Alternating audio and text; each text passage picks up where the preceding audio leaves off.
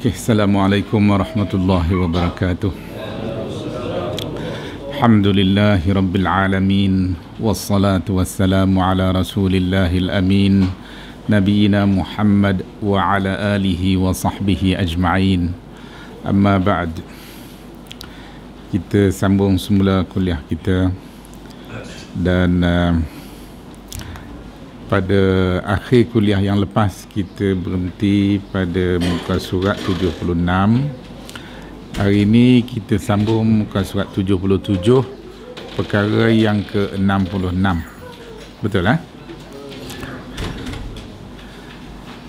Fahadha jumlatu ma yahtaju ilaihi man huwa munawwarun qalbuhu min awliyaillahi ta'ala, وهي درجة الراسخين في العلم، لأن العلم علمان: علم في الخلق موجود وعلم في الخلق مفقود، فإنكار العلم الموجود كفر، وادعاء العلم المفقود كفر، ولا يثبت الإيمان إلا بقبول العلم الموجود wa tarki talabil ilmil mafqud.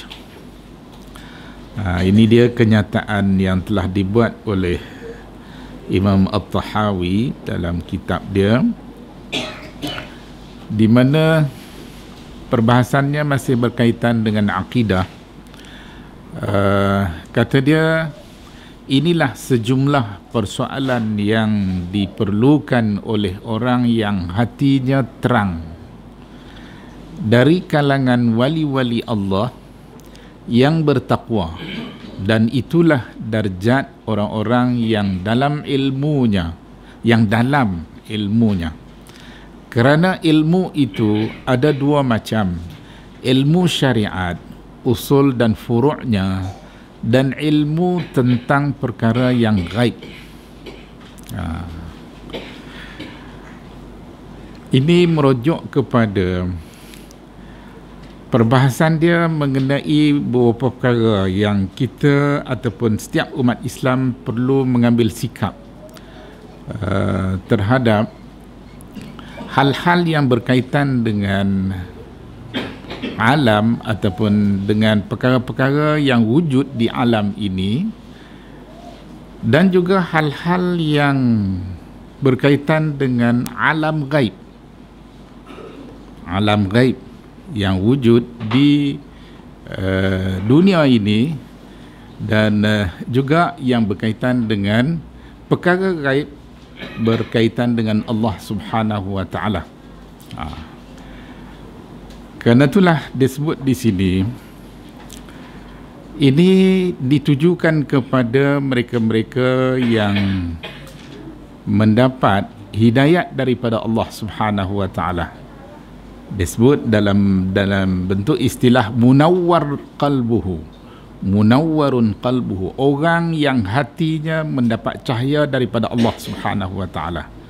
Mana orang yang dapat hidayat, dia mudah menerima, sama ada apa yang dimaklumkan tadi berkaitan dengan alam nyata. Alam nyata ni kita boleh lihat dengan mata kepala kita, kita boleh dengar, kita boleh rasa, ataupun berkaitan dengan alam gaib di dunia. Berkaitan dengan alam gaib di dunia. Ada makhluk-makhluk gaib di dunia ini yang kita dimaklumkan oleh Allah Subhanahu wa Ta'ala melalui Al-Quran, ataupun Nabi maklumkan kepada kita melalui hadis-hadis dia. Dalam Quran ada menyebut tentang malaikat-malaikat, makhluk yang dikenali dengan malaikat, dan malaikat-malaikat ini juga dengan tugas dan tanggungjawab yang diberikan kepada setiap mereka. Jibril umpamanya, nama Jibril tu pun kita tak tahu daripada mana datangnya, melainkan daripada Allah Subhanahu wa Ta'ala. Tuhan yang bagi tahu kepada kita. Jibril, Mikail, Israel, Israfil. Ini malaikat-malaikat yang dengan nama-nama yang diperkenalkan oleh Allah kepada kita tentang mereka. Jibril dia bawa wahyu kepada para rasul yang Allah pilih di kalangan manusia, dibekalkan dengan kitab-kitab, dengan petunjuk-petunjuk daripada Allah, dan proses penyampaian petunjuk ini melalui malaikat Jibril yang diberi tugas menyampaikan wahyu daripada Allah kepada rasul-rasul. Dan ada malaikat yang diperkenalkan kepada kita macam malaikat Israel, dia ambil nyawa. Ini pun maklumatnya sangat terhad kepada kita. Yang kita dimaklumkan kita tahu, yang kita tidak dimaklumkan kita tak tahu. Kadang yang dimaklumkan kepada kita pun maklumat itu sangat terhad, yang kita tidak dapat mengetahui segala-galanya. Kita hanya dapat sebahagian daripadanya. Jadi bagi orang yang mendapat cahaya hatinya daripada Allah, maka dia boleh menerima dengan hati yang lapang, dengan dada yang lapang. Walaupun kita rasa maklumat tu barangkali hanya sebahagian sahaja. Kita diberitahu Jibril bawa wahyu kepada Rasul. Rasul pula bagi tahu kepada kita bahawa Jibril ni dia bawa wahyu kepada Nabi yang boleh didengari oleh sebahagian di kalangan sahabat Nabi, boleh disaksikan oleh sebahagian di kalangan sahabat Nabi, manakala yang selebihnya tidak boleh diketahui oleh sesiapa pun, kecuali Nabi saja yang faham, yang reti. Orang lain bunyi, Umar pernah menyifatkan bunyinya bagaikan dengung lebah yang terbang, tapi dia tak faham apa di sebalik ataupun di sebalik bunyi dengung bagaikan dengung lebah tadi. Dia tak dapat faham apa-apa. Aisyah yang menyifatkan pada ketika Nabi menerima wahyu daripada Allah melalui malaikat Jibril, Nabi berada di atas kenderaan unta dia. Unta tadi terduduk untanya. Dan Nabi pada musim sejuk yang sangat kuat, tiba-tiba kelihatan dahi dia berpeluh-peluh, menitik-nitik. Biasanya berpeluh di musim panas. Kalau musim sejuk susah nak berpeluh lah. Susah nak berpeluh. Melainkan makan cili api ke apa ke, boleh jadi berpeluh. Tapi dalam keadaan biasa memang susah nak berpeluh. Itu pun Aisyah menyifatkan Nabi ketika menerima wahyu, dahinya berpeluh-peluh sampai menitik-nitik. Pernah disifatkan Jibril bagaikan lelaki muda, kacak orangnya, pernah disifatkan. Dan juga pernah disifatkan Jibril rupa parahnya macam tak pernah dilihat, seolah-olah orangnya datang daripada luar, bertemu Nabi, terus datang menghampiri Nabi, melutut di depan Nabi dan bertanya sesuatu. Ini sifat-sifat yang disebutkan kepada kita, dan maklumat itu hanya sebahagian daripadanya sahaja. Kita tak dapat nak tahu wahyu tu macam mana. Macam mana Nabi, bila Nabi belajar sampai dia boleh faham setiap perkataan yang disampaikan oleh Jibril. Nabi pernah menyifatkan Jibril datang pada tahun terakhir sebelum Nabi wafat. Jibril datang dalam bulan Ramadan untuk semak Al-Quran yang diturunkan, yang telah diturunkan kepada Nabi tadi, sepanjang penurunan daripada mula hingga ke akhirnya, 2 kali semakan. Manakala pada setiap tahun, pada setiap bulan Ramadan setiap tahun, Jibril akan datang buat semakan sekali lalu. Tapi tahun yang terakhir sebelum Nabi wafat, Jibril datang buat semakan 2 kali. 2 kali. Ini mengisyaratkan yang Nabi hampir selesai tugas dia. Banyak lagi yang lain-lain pun. Malaikat maut datang untuk mengambil nyawa dan berdialog dengan Nabi Allah Idris alaihi salam. Dia nak ambil nyawa Nabi Idris. Nabi Idris kata jangan, nanti dulu. Boleh berdialog, boleh tangguh, minta tangguh dan sebagainya. Ini sebahagian daripada perkara-perkara yang kita dimaklumkan, tapi maklumat tu masih masih terhad, sehingga ada perkara-perkara yang kita tertanya-tanya. Malaikat Zabaniyah, Malik Zabaniyah, jaga neraka. Habis dia jaga duduk dalam ke duduk luar? Dah. Pertanyaan yang semacam tu bagi orang yang hatinya mendapat cahaya daripada Allah, cahaya hidayat daripada Allah Subhanahu wa taala, dia tak tanya. Kerana dia tahu apa yang berlaku tadi adalah urusan Allah Subhanahu wa taala. Allah dia buat apa yang dia kendaki. Allah dia nak maklumkan kepada sesiapa, dia boleh maklumkan kepada sesiapa yang dia kendaki. Dia tidak mau memaklumkan kepada sesiapa, maka tak ada siapa pun yang boleh dapat maklumat yang sedemikian. Jadi bila kita kenal Allah sedemikian, maka kita tak ada persoalan. Kita boleh terima, kita boleh redha dengan apa yang ditakdirkan oleh Allah kepada kita, kepada sesiapa pun di kalangan makhluk yang ada. Baik, daripada kesimpulan yang telah dibuat di sini oleh Imam At-Tahawi, dia kata apa? Hadza jumlatu ma yahtaju ilaihi man huwa munawwarun qalbuhu. Ini sejumlah apa yang diperlukan oleh mereka yang mendapat hidayat daripada Allah.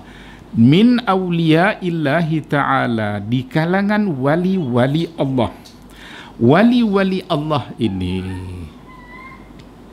dalam Al-Quran Tuhan menyifatkan wali, Allahu waliyul ladzina amanu. Allah adalah wali kepada orang-orang yang beriman. Allah wali kepada para mukminin. Manakala orang kafir dalam Quran kata alladzina kafaru awliya'uhum walladzina kafaru awliya'uhumut taghut. Manakala orang kafir pula wali-wali mereka ialah taghut. Apa maksud taghut? Taghut ini sembahan selain daripada Allah. Jadi kalau dia sembah tokong, maka tokonglah wali dia. Kalau dia sembah pokok besarlah wali dia. Kalau dia sembah dewa, dewalah wali dia. Itu Quran menyifatkan walladzina kafaru awliya'uhumut taghut. Dalam ayat yang lain Quran menyifatkan al-mu'minuna ba'duhum awliya'u ba'd. Para mukminin mereka disifatkan wali kepada sesama mereka. Kita sesama kita wali. Dia wali kepada kita, kita wali kepada dia. Ini bukan wali nikah. Wali nikah ni cerita lain. Cerita lain. Ini wali pada pandangan Allah Subhanahu wa taala. Sebab itulah dalam ayat tadi Allahu waliyul ladzina amanu yukhrijuhum minaz zulumati ilan nur. Allah wali kepada para mukminin, mengeluarkan mereka, menyelamatkan mereka daripada kegelapan zulumat kepada cahaya. Cahaya tu apa? Cahaya tu Islam. Zulumat itu kekufuran. Allah menyelamatkan para mukminin daripada kegelapan kekufuran kepada cahaya Islam, kepada cahaya iman dan Islam. Itu Allahu waliyul ladzina amanu yukhrijuhum minaz zulumati ilan nur walladzina kafaru awliya'uhumut taghut yukhrijunahum minan nuri ilaz zulumat. Orang kafir pula wali-wali mereka ialah taghut, mengeluarkan mereka daripada cahaya fitrah. Mereka dilahirkan dalam keadaan fitrah oleh kedua ibu bapa mereka, tetapi akhirnya daripada pengaruh, daripada persekitaran ibu bapa yang bukan Islam, yang kafir tadi, akhirnya berjaya mempengaruhi anak dia menjadi kafir macam dia juga. Itu maksudnya taghut tadi telah mempengaruhi, telah mengeluarkan mereka daripada cahaya fitrah yang sangat hampir dengan Islam kepada kekufuran, kegelapan kekufuran, ialah kufur. Itu dia wali. Jadi wali-wali ni bukan dia orang yang pakai baju compang-camping, pakai baju cari-cari, pi betapa di gua-gua makan beroteh. Dah. Yang tu bukan sebagaimana yang dimaksudkan, di dalam istilah Al-Quran maupun hadis Nabi bila disebut wali. Wali daripada perkataan wala'. Wala' ni kita meletakkan wala' kita kepada saudara se-Islam dengan kita. Makna kita menaruh harapan dia boleh bantu kita pada bila-bila masa. Sebab tu kita kata kat dia adalah saudara seagama dengan kita. Walaupun bangsa lain-lain, walaupun warna kulit berbeza, walaupun negara berbeza, rupa parah berbeza, tapi yang mengikat hubungan di antara kita ialah persaudaraan Islam. Itu makanya apa yang dimaksudkan kita meletakkan walak kita kepada dia, dia meletakkan walak kepada kita. Mana kita saling menerima dia sebagai wali kita, kita menerima dia sebagai wali, kita menerima dia sebagai wali kepada kita dan sebaliknya. Itu wali-wali Allah. Lawan kepada istilah wali Allah ni wali syaitan. Wali syaitan. Bila seseorang tu tadi, walaupun dia mengucap 2 kalimah syahadah, tapi masih meletakkan walak dia kepada selain daripada Allah, selain daripada apa yang dibenarkan, diizinkan oleh Allah, maka dia termasuk dalam kelompok wali-wali syaitan. Wali-wali syaitan. Okey. Man huwa munawwarun qalbuhu min awliya'illahi ta'ala, di kalangan wali-wali Allah Ta'ala, wahia darajatur rasikhina fil ilmi. Itulah dia darjat orang yang memiliki ilmu yang mendalam tentang Allah, tentang agama pilihan Allah. Ar-rasikhuna fil ilmi. Sebab tu dalam Al-Quran Tuhan sebut apa?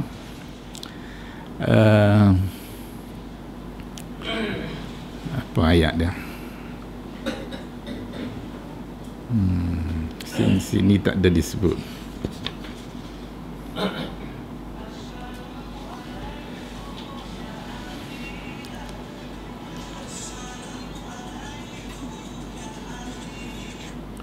Anda tak berapa ingat ayat tu bunyi macam mana?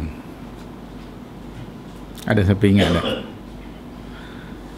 فأما الذين في قلوبهم زيغ فيتبعون ما وأما الذين كفروا وأما الذين في قلوبهم زيغ فيتبعون ما تشابه منه ابتغاء الفتنة وابتغاء تأويله وما يعلم تأويله إلا الله والراسخون في العلم يقولون آمنا كل من عند ربنا. Ayat ni menerangkan tentang kedudukan ayat-ayat Al-Quran. Ada yang muhkam, ada yang mutasyabih. Ayat Quran ni ada yang mengandungi hukum hakam secara direct, ada yang mengandungi hukum hakam secara indirect. Yang indirect ni hanya mereka-mereka yang berkemampuan lebih mengetahui secara jelas. Orang yang kurang berkemampuan, dia tak boleh faham sangat dalam hal ini. Dia hanya faham yang direct saja. Quran kata hurrimat alaikumul maitatu waddamu wa lahbul khinzir. Diharamkan kepada kamu. Perkataan haram digunakan. Ini direct hukumnya. Direct hukumnya. Jadi tentang bangkai-bangkai binatang yang mati tanpa disembelih, ataupun disembelih tapi tanpa dibenarkan. Sembelih kucing mana boleh halal? Tak boleh. Sembelih lembu halal lah, tapi kalau sembelih lembu curi, haram lah curi itu. Tapi sembelih lembu tu bila disembelih oleh orang Islam dengan cara yang dibenarkan oleh Islam, bolehlah makan daging dia, halal lah dimakan. Tapi perbuatan dia mencuri, haram lah curi lembu. Macam dalam kitab-kitab fiqh dia kata apa? Curi kain orang buat pakai semayang, sah tak semayang? Semayang sah lah. Dah cukup syarat rukun semayang, sah lah. Tapi perbuatan mencuri kain orang pakai, mana boleh curi? Tak ada syariat yang menghalalkan curi. Curi tetap haram lah walaupun curi untuk nak semayang. Sebab itu kita buat konsert gila-gila rock apa nak kutip derma kebajikan tik minyak apa. Tak ada, dia tak boleh jadi kebajikan. Tak boleh jadi kebajikan. Tak minyak tak apa, Pak Min, boleh makan. Boleh makan. Ada dulu orang kata tek minyak boleh makan, terkejut, kita tak pernah makan tek minyak, tapi rupa-rupanya memang boleh makan. Boleh makan. Allah taman nabi dah datang. Wahiyya darajatur rasikhina fil ar-rasikhin, makna orang yang ilmunya mendalam. Dia dapat menyelami perkara-perkara yang tidak dapat diselami oleh mereka-mereka yang cetek kefahaman, cetek kemampuan dia. Jadi bagi ayat-ayat yang mutasyabihat, sama ada berkaitan dengan makhluk, berkaitan dengan Tuhan, bagi golongan ar-rasikhina fil ilm, dia tak ada masalah. Dia tak goyang iman dia. Dia tidak mudah dipengaruhi oleh perasaan, oleh pemikiran yang tidak jelas dan sebagainya, pemikiran kabur dan sebagainya. Itu makanya dikatakan ammal ladzina fi qulubihim zaighun, orang yang dalam hatinya ada penyimpangan, dia duk cari nak tengok hak yang pelik-pelik, hak yang orang tak boleh faham, dia cuba nak dakwa kata dia seorang je boleh faham. Kes macam ni bahaya. Kes macam ni, dia tak peduli sangat ayat-ayat hukum, dia tak peduli sangat hak yang jelas-jelas, dia duk cari hak yang samar-samar ni, hak yang kelabu-kelabu asap ni. Dia duk cari hak tu. Nak tunjuk kata dia jago dalam hal ni. Wah, tak boleh. Dalam bahasa Arab dia kata khalif tu'raf. Kita kena berbeza dengan orang cepatlah kenal kita. Ini peribahasa ni memang tak patut digunakan. Nak cari nama, nak cari publicity. Dia tak peduli sangat hak jelas-jelas ni. Orang kata mainlah kita pakat mengaji kitab Sahih Bukhari, hadis ni dah sahih, dah ditapis, disaring, diperakukan kesahihan dia. Allah, ni biasa, ni biasa. Dia tak apa mau. Yang dia suka sangat hak yang ada hadis-hadis palsu, hak yang pelik-pelik, bunyi 7 kali dah dapat 70,000 kali ganda itu ini. Yang tu yang menariknya tu. Jadi hak ni kita kena semak semula iman kita dengan Tuhan. Quran menyifatkan orang yang ada benih-benih penyimpangan di dalam hati dia. Dia suka cari hak pelik-pelik. Dia tak mau cari hak yang clear-clear ni. Hak clear ni, ni clear, biasa. Orang semua tahu. Dia nak cari hak orang tak tahu. Ni pun susah ni. Kalau ada penyakit ni, payah. Sebab tu Quran menyifatkan alladzina fi qulubihim zaighun fayattabi'una ma tashabaha minhu ibtigha'al fitnah. Dia akan cari, dia akan ikut benda-benda yang ragu, benda-benda yang kabur. Kerana apa? Kerana nak menimbulkan fitnah. Wabtigha'a ta'wilih, dan nak cari jalan untuk dia menakwil.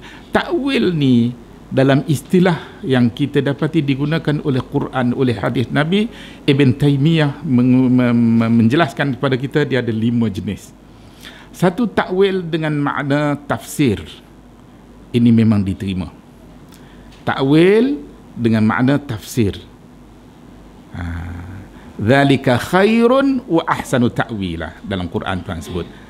Takwil dalam ayat tu makna dia tafsir, dan ini diterima oleh semua ulama, sepakat ulama menerima. Yang kedua, takwil dengan makna ta'bir. Quran mengatakan hadza ta'wilu ru'yaya min qablu.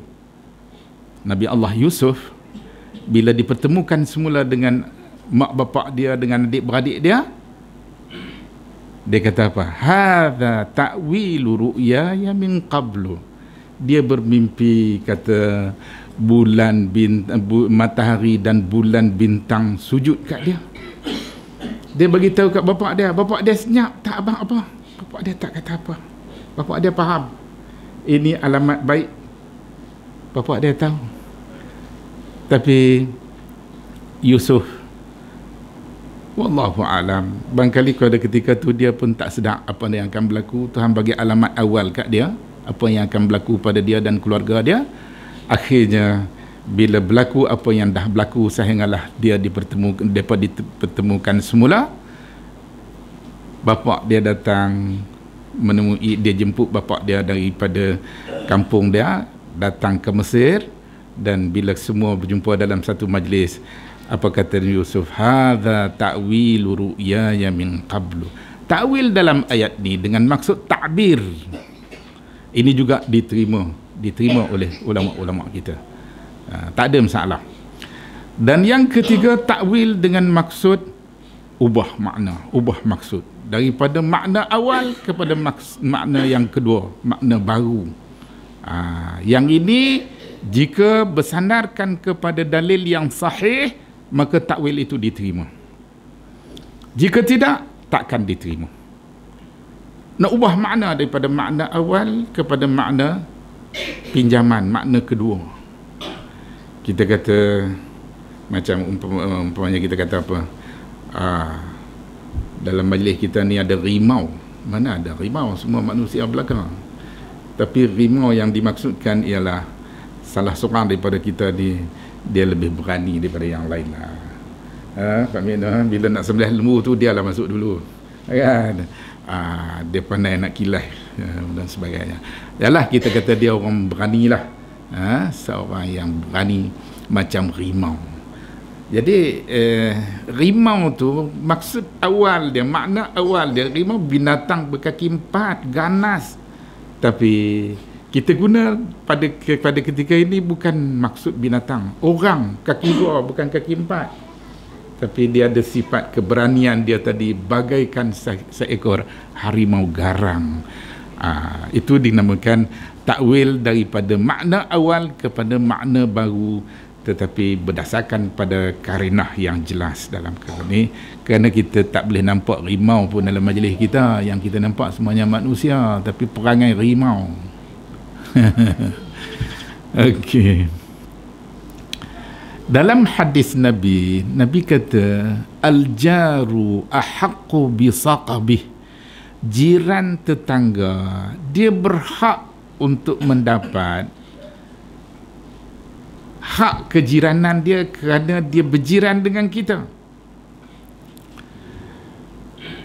Kita share dalam satu bidang tanah. Katalah tanah ni nak dibuat lot 10 lot. Kita share 10 orang. Setiap satu lot ada harga dia dan kita semua dah bayar. Maknanya setiap orang kita ada satu lot. Mana lot kita? Dalam 10 tu lah. Dalam 10 tu kita bukan ambil 10 tu, kita ambil satu saja. Jadi setiap orang satu.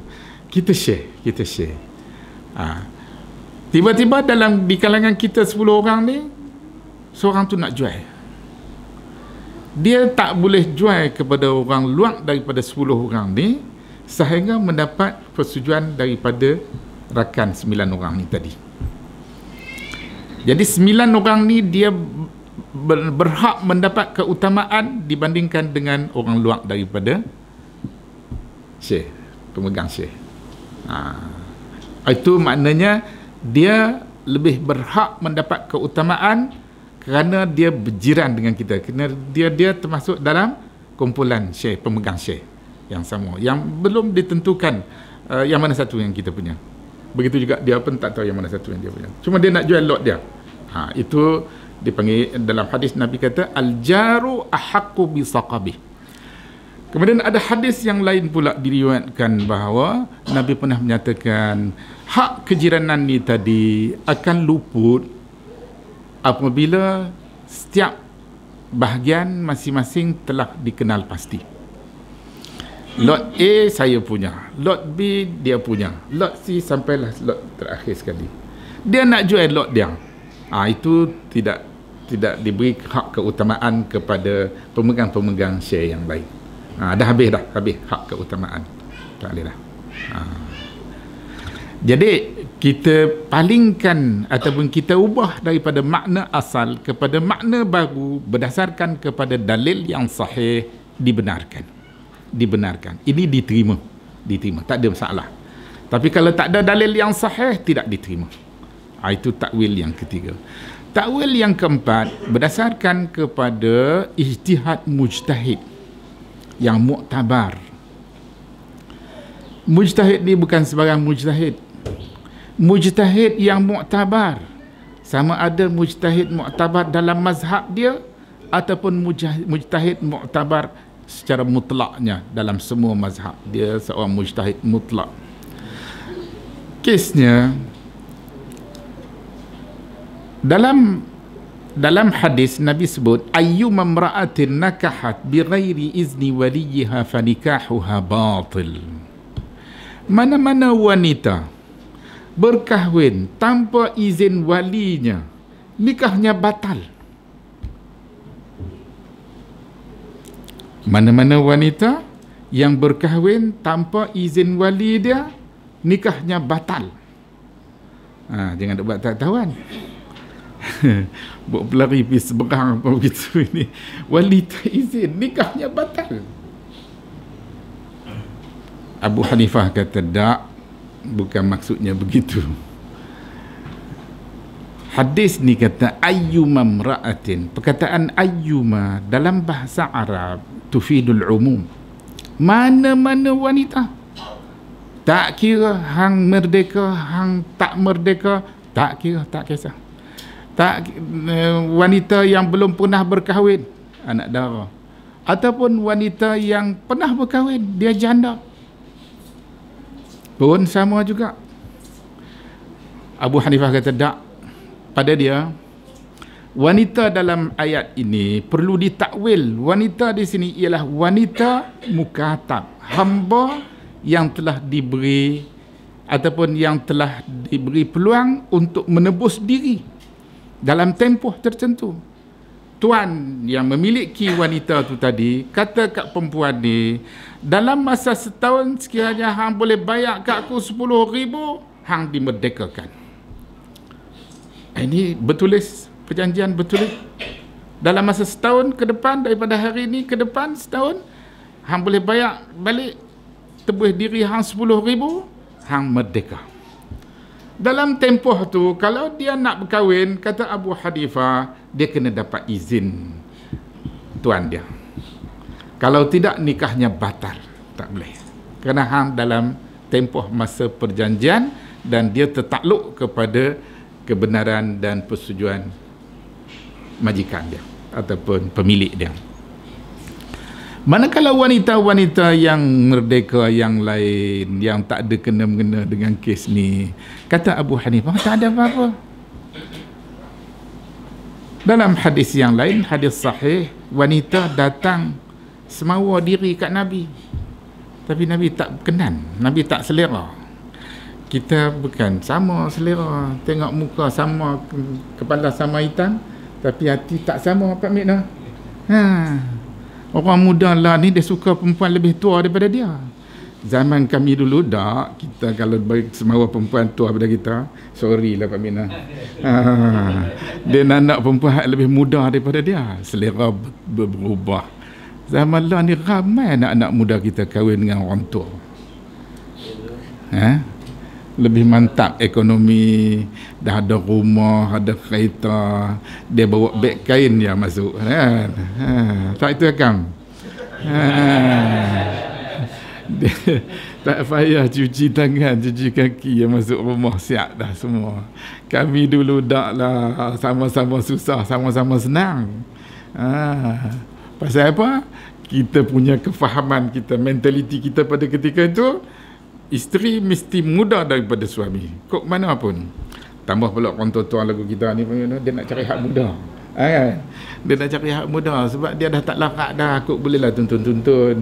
Nak jalan, nak apa. Nak tumpang. Kalau cari hak sama tua dengan kita, terhege-hege. Nak bawa diri diam, tak boleh. Nak tuntun kita, kita habis tumbang. Itu mentaliti lama, zaman generasi kami lah. Generasi lah ni dah berubah. Jadi Abu Hanifah kata, dalam hadis yang menceritakan wanita tu datang hebah diri dia kat Nabi, tapi Nabi tak selera. Nabi bagi peluang kepada hadirin, siapa yang berkenan dengan perempuan ni. Dan ramai-ramai itu adalah seorang angkat tangan. Nabi tanya dia, hang ada apa boleh bagi kat dia ni sebagai mahar? Nabi tak tanya, wali hang siapa? Tolong bawa metok wali. Nabi tak tanya. Tapi Nabi tanya, hang ada apa boleh bayar mahar? Mana mahar sebahagian daripada rukun nikah. Tanpa mahar tak boleh. Mahar tunai, mahar bertangguh, yang tu boleh bincang. Tapi mahar mesti. Soal wali, kenapa Nabi tak tanya Tok Wali dia siapa dia? Maknanya kalau tak ada Tok Wali pun tak apa. Abu Hanifah kata, perempuan boleh jadi wali diri dia sendiri. Untuk diri dia sendiri, dia boleh jadi wali. Dia boleh buat keputusan. Aku mau hak ni. Aku tak mau hak ni. Aku nak sekian banyak mahar. Dia boleh buat keputusan sendiri. Jadi Abu Hanifah kata, itu wanita yang merdeka. Tak payah pergi seberang. Tak payah pergi seberang. Dia boleh kahwin dia sendiri. Tak ada masalahnya. Ini mazhab Hanafi. Kita dalam negara kita ni, enakmen negeri-negeri semuanya menerima mazhab Hanafi sebagai sebahagian daripada mazhab muktabar dalam enakmen negeri. Termasuk kita di Pulau Pinang ni. Tapi orang perempuan tak semuanya dia tahu tentang perkara ni. Dia faham tentang perkara ni. Kalau dia tahu, dia faham ni, dia pilihlah hak mana pasangan dia yang nak. Okey, kami nak kahwin ikut mazhab Hanafi, ya. Kita tak bercanggah dengan enactment. Tapi kita nak kata apa kami? Dia boleh pergi mahkamah, boleh menang punya. Tapi belum ada kes yang berlaku lagi sebab mereka tak tahu. Okey, jadi itu takwil berdasarkan kepada ijtihad mujtahid. Seorang mujtahid, Abu Hanifah salah seorang mujtahid mutlak yang muktabar. Okey, boleh, tak ada masalah. Tapi tak semua ulama menerima. Ada sebahagian besar di kalangan ulama-ulama kita menerima, tapi sebahagian lagi kata tak boleh, tak terima. Sebab itu kita dalam mazhab Syafi'i kok mana pun kena cari tok wali. Sebab itulah tak boleh pergi kahwin di seberang. Kalau nak juga kena pergi seberang. Kenapa? Jarak antara tempat tinggal dia dengan tempat menikah tu kena lebih daripada 2 marhalah apa. Itu syarat-syarat tu panjang cerita. Masa lain kita cerita. Okey. Yang keempat kan yang kelima. Yang kelima, takwil dengan maksud mengubah daripada makna asal kepada makna baru tanpa sebarang sandaran yang sah. Dalil yang sah pun tak ada, ijtihad mujtahid yang muktabar pun tak ada. Ini berlaku sesuka hati ataupun mengikut perasaan, mengikut andaian sendiri dan macam-macam cerita. Dalam sejarah pernah berlaku Syiah, mereka menakwilkan ayat dalam surah Al-Baqarah, suruh sembelih lembu betina Baqarah, tasbahu Baqarah. Kata dia, Baqarah dalam ayat itu ialah Aisyah. Ini Syiah punya cerita. Takwilan yang semacam ni disepakat ulama ahli sunnah wal jamaah menolak bulat-bulat. Kerana apa? Kerana takwil ini tidak berasas. Takwil ikut hawa nafsu. Begitu juga kata sebahagian besar di kalangan ulama-ulama kita, terutama sekali ulama salaf, bagi mereka yang menakwil sifat-sifat Allah Subhanahu wa taala, ini juga tidak berasas. Kenapa? Apabila ditakwil mana-mana sifat Allah, Ar-Rahmanu 'alal 'arsy istawa, perkataan istawa ditakwil kepada maksud istaula. Istawa kepada istaula, debuh lam di tengah tu satu, daripada istawa jadilah istaula. Istaula makna memerintah. Ar-Rahmanu 'alal 'arsy istawa, Tuhan yang bernama Ar-Rahman di atas arasy memerintah alam ni. Takwilan yang semacam tu disifatkan sebagai takwil yang tidak berasas. Tidak ada kamus bahasa Arab yang mengatakan istawa dengan makna istaula. Tak ada. Tak ada. Tak ada. Bahkan di dalam Al-Quran kita dapati ada 7 ayat Al-Quran dalam 7 surah menggunakan perkataan istawa. Dan kita semua yakin bahawa Allah itu la ta'khuzuhu sinatun wala naum. Allah tidak dipengaruhi oleh mengantuk ataupun letih, penat. Tak ada. Tuhan ulang dalam 7 ayat daripada 7 surah perkataan istawa. Mana Tuhan tak penat, tak lupa. Dan maka dengan yang demikian para ulama salaf mengambil pendirian dalam kes ni tidak boleh ditakwilkan ayat ini. Kalau ada pihak yang cuba menakwil daripada istawa kepada istaula, ini dikhawatiri akidahnya tergelincir. Sebab Quran kata apa? Kepada orang Yahudi yang pernah menakwilkan perkataan-perkataan dalam kitab mereka. Yahudi kitab dia apa? Taurat. Quran bawa satu perkataan. Dalam Quran dia tu, hittatun naghfir lakum khatayakum wa sanazidul muhsinin. Orang Yahudi dia menakwilkan perkataan hittah kepada perkataan hintah. Dia tambah satu nun di tengah. Hittah dia pun nun di tengah tu jadi hintah.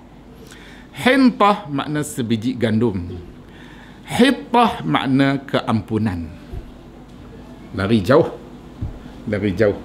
Sebab tu baca Quran ni pun kita kena cermat, kena baca bergelek-elok. Makhraj dia dengan tajwid semua kena ambil kira, baca bergelek-elok. Kalau bacaan yang tak tepat, bahkan boleh mengubah makna dan maksud, tak boleh. Ini salah. Jadi kita nak baca Quran, sama ada kita faham tak faham, kita kena baca dengan bacaan yang betul. Kerana bacaan yang tidak betul boleh membawa kepada berlaku penyimpangan makna dan maksud secara disedari maupun tidak disedari. Jadi disebabkan oleh Yahudi tadi menukar tambah satu huruf di tengah perkataan hittah, dia menjadi hintah, maknanya lari sama sekali. Dan kerana perbuatan mereka sedemikian rupa, Quran kata apa? Baddalal ladzina zalamu qawlan ghairal ladzi qila lahum. Mereka telah menggantikan perkataan yang diberi ataupun yang wahyukan kepada Rasul mereka, mereka ganti dengan perkataan yang lain. Allah sifatkan mereka yang bertindak sedemikian sebagai orang-orang zalim. Telah menggantikan oleh orang-orang yang zalim, allazina qawlan ghairal ladzi qila lahum, perkataan yang tidak diberikan kepada mereka pada tempat perkataan yang telah diberikan kepada mereka melalui Rasul mereka. Jadi kerana itulah para ulama salaf mengambil sikap hal-hal yang sebegini tidak boleh dilakukan sewenang-wenangnya, kerana paling tidak pun dikatakan menyerupai perbuatan Yahudi. Bahkan dia boleh membawa kepada lebih daripada itu lagi. Kesannya ialah berlakunya kesesatan ataupun penyimpangan.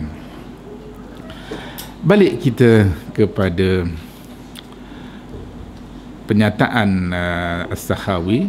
Kata dia li'annal ilma ilman, kerana ilmu tu ada dua ilmu. Ilmun fil khalqi mawjud, satu ilmu berkaitan dengan makhluk yang ada.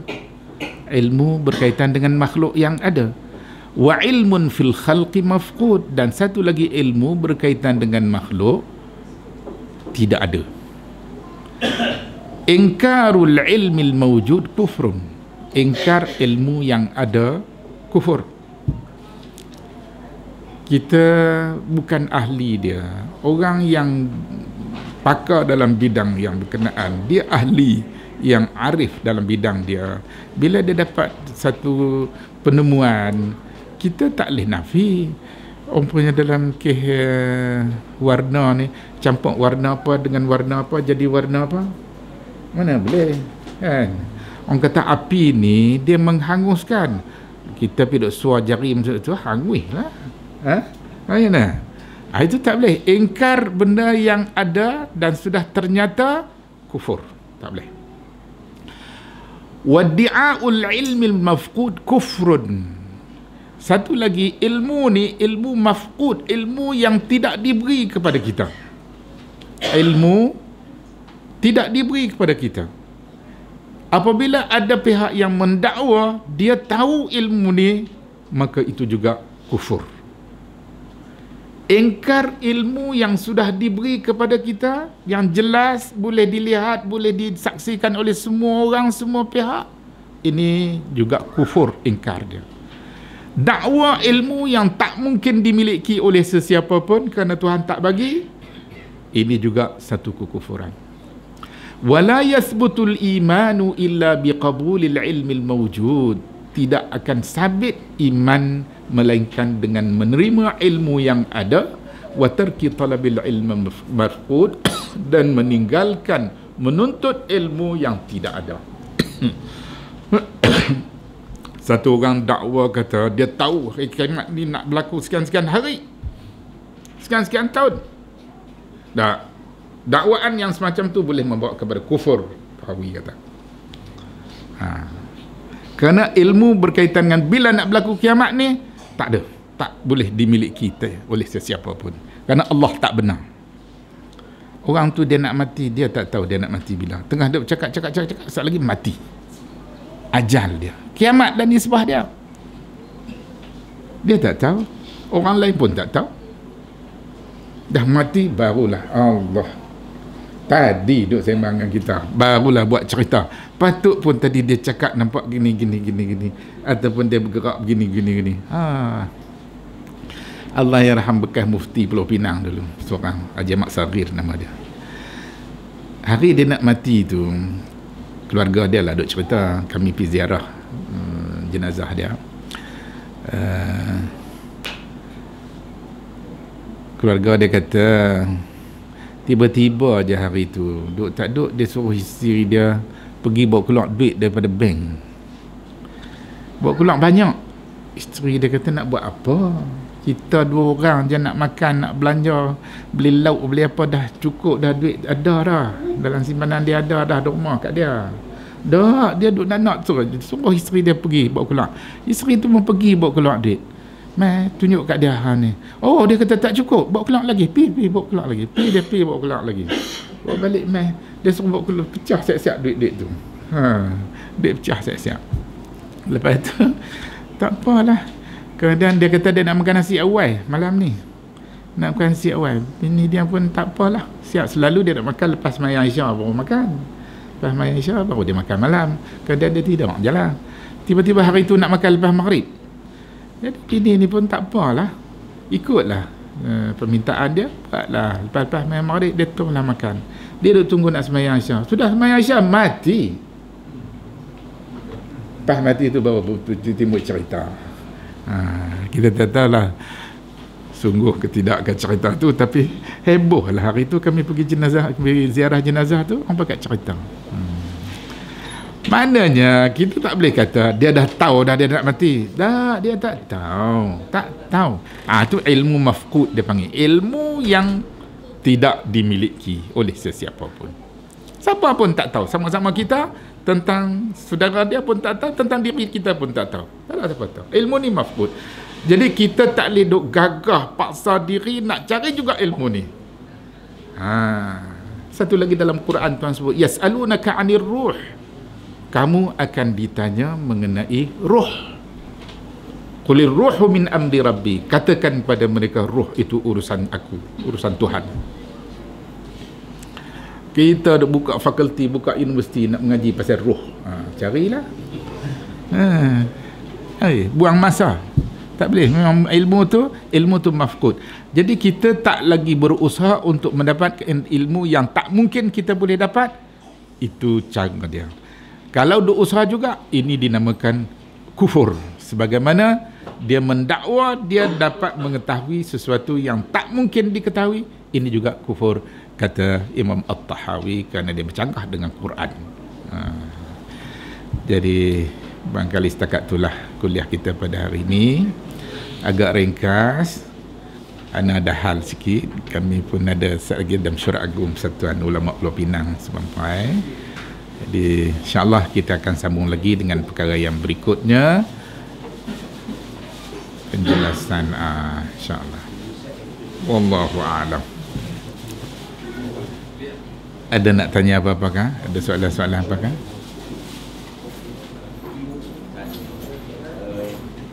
Ada punya kebetulan dalam ramah sekarang ada cerita tentang berkat Nabi SAW tentang Musa. Dia cakap yang Musa punya ada orang Badui tangkap Musa tu dia bercakap dengan dan Nabi lalu dia panggil Nabi, dia turun aku lepaskan aku ni ada anak berekor nak susu. Jadi dia minta Nabi jamin dia dengan orang Arab Badui. Jadi Nabi jamin lah. Jadi dia balik di susu anak dia bawa anak dalam mati. Jadi betul cerita dia kan. Dalam cerita dalam cerita Nabi itu nak TV dia bawa. Allahu a'lam. Anda tak ada jumpa. Anda tak ada jumpa. Oh. Ya, ya. Anda tak pernah jumpa. Kena tanya depa. Kena tanya depa lah. Anda tak pernah jumpa. Tak pernah jumpa. Okey, ada apa-apa lagi? Tak ada apa dah. Kita tangguhlah dulu kuliah kita dan insya-Allah kita jumpa lagi dalam kuliah yang seterusnya. Kuliah ni pun jarang-jarang sangat hingga lupa, tapi anak ingat hari ni tak ada apa. Apalah. Kita teruskan dengan majlis anak penyampaian